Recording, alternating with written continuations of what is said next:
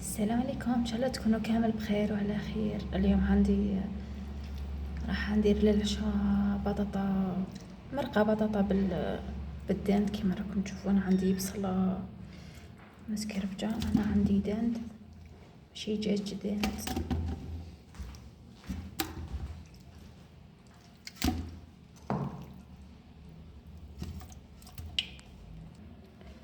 راح ندير الزيت،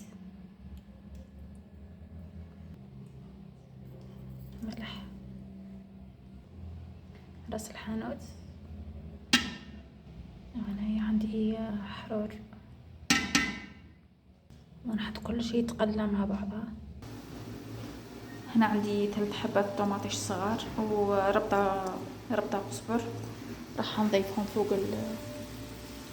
فوق الدجاج هذاك والبصل، نخليهم يتقلاو مليح.